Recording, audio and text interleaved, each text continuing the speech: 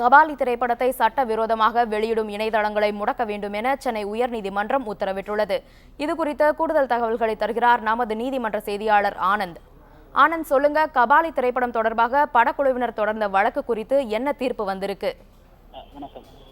கபாலி திரைப்படம் தொடர்பாக நேற்று கபாலி திரைப்பட குழுவின் சார்பில் வழக்கு தொடரப்பட்டது. அந்த வழக்கில் சமீப காலமாக புதிய படங்கள் வெளியிட்ட அடுத்த சில நிமிடங்களில் இணையதளங்களில் பதிவேற்றம் செய்யப்பட்டு திருட்டுத்தனமாக அவை வெளியிடப்படுகிறது என்றும், இந்த இணையதளங்களில் இருந்து பார்வையாளர்கள் பதிவிறக்கம் செய்துள்ளார்கள்.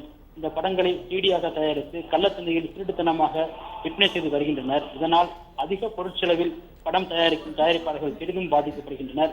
இந்தியாவில் இணையதள சேவையை வழங்கும் சுமார் 170க்கும் மேற்பட்ட நிறுவனங்கள் இது போன்ற இணையதளங்களில் சட்டவிரோதமாக பதிவிறக்கம் செய்யப்பட்டு படங்கள் மற்றும் பாடல்கள் ஆகியவைகளை பொதுமக்களுக்கு அளிப்பதாகவும், இதனால் சட்டவிரோதமாக பதிவிறக்கத்தால் சினிமா துறையைச் சேர்ந்தவர்கள் மட்டுமல்ல அரசுக்கும் வரி பாதிக்கப்படுவதாகவும் தெரிவிக்கப்பட்டிருந்தது.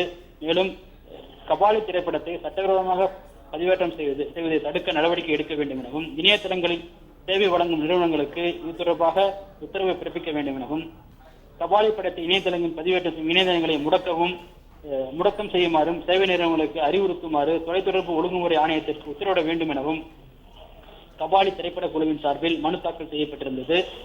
மேலும் ஆமணி பேருந்துகளிலும் கபாலி திரைப்படங்கள் உள்ளிட்டவைகள் வெளியிட தடை விதிக்க வேண்டும் என்றும், அவ்வாறு வெளியிடப்படும் படங்கள் வெளியிடும் பேருந்தின் உரிமையாளர்கள் மீதும் பேருந்து நிறுவனங்கள் மீதும் உடனடி நடவடிக்கை எடுக்க அரசுக்கும் அரசு அதிகாரிகளுக்கும் உத்தரவிட வேண்டும் எனவும் மனுவில் கூறியிருந்தனர். இந்த வழக்கு இன்று உயர்நீதிமன்றத்தின் நீதிபதி கிருபாகரன் முன்னில் விசாரணைக்கு வந்தது.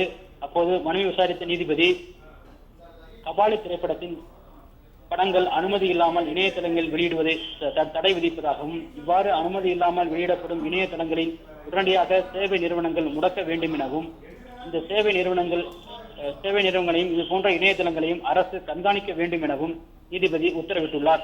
மேலும் இந்த மனுக்கள் தொடர்பாக ஆகஸ்ட் 8ஆம் தேதி விரிவான பதில் மனுவினை மத்திய மாநில அரசுகள் தாக்கல் செய்ய வேண்டும் எனவும் நீதிபதி உத்தரவிட்டுள்ளார். வழக்கு குறித்து வேறு என்னென்ன அறிவுறுத்தல்கள் நீதிபதி தெரிவிச்சிருக்காரு ஆனந்த்?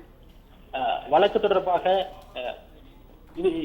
சமீப காலங்களில் சினிமா படங்களில் அதிக அளவில் மது, புகைப்பிடிக்கும் பழக்கங்கள் மற்றும் வன்முறை காட்சிகள் அதிக அளவில் நிறைந்து வருவதாகவும், இது வேதனை அளிக்கும் விதமாக இருப்பதாகவும்,